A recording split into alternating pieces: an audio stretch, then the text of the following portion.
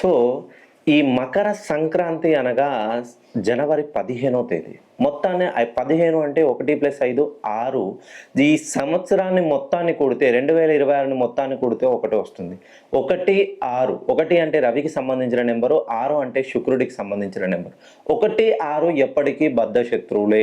అందుకే ఈ 15వ తేదీ నుండి ఎగ్జాక్ట్‌గా వారం రోజుల వ్యవధిలోనే పంచగ్రహ కూటమి ఏర్పడుతుంది.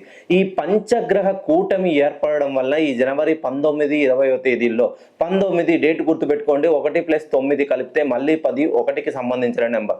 22.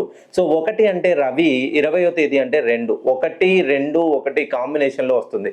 ఈ 1, 1, 2 కాంబినేషన్లో ఉండడం వలన ఈ 5 రాష్ట్రాల వాళ్ళకి మహా అద్భుతమైనటువంటి గండాలన్నీ తొలగిపోయి ఇప్పటి వరకు పెండింగ్లో ఉన్న పనులన్నీ పూర్తయిపోతాయి.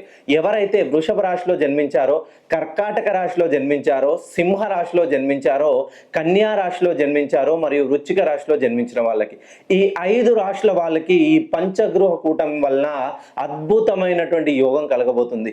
మీరు విదేశాల్లో చదువు కోసం వెళ్తున్నారా? విదేశాల్లో అనూహ్యంగా ఉద్యోగం కోల్పోయి వ్యాపారం చేయాలనే ఆలోచన ఉన్నా, పెట్టుబడి లేకుండా ఉన్నారా?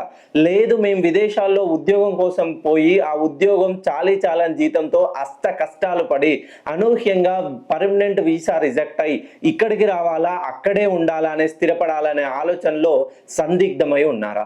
మీరు మీ చేతికుండా ఇచ్చిన అప్పులు తిరిగి రాలేక చాలా కష్టాలలో రోజు రోజుకి లోన్లు, వడ్డీలు, ఈఎంఐలు కట్టలేక మనశ్శాంతి లేకుండా ఎప్పుడూ రుణ బాధలతో సతమతం అవుతున్నారా? మీరు ఏ వ్యాపారం ప్రారంభించినా అనతి కాలంలోనే నష్టం. విద్య, ఉద్యోగం, వ్యాపారం, కుటుంబ విషయంలో, ఆరోగ్య విషయంలో, సంతాన విషయంలో, ప్రతి విషయంలోనూ నేను చెప్పేటువంటి ఈ 5 రాశులు, వృషభ రాశి వాళ్ళు, కర్కాటక, సింహ, కన్యా రాశి వాళ్ళు, ఈ రాశుల వాళ్ళు మీ జీవితంలో ఈ జనవరి 15 నుండి అద్భుతమైనటువంటి యోగం కలిసి రాబోతుంది. పంచగ్రహ కూటమి వలన పంచగ్రహాలు మిమ్మల్ని ముందుకు తీసుకెళ్లబోతున్నాయి.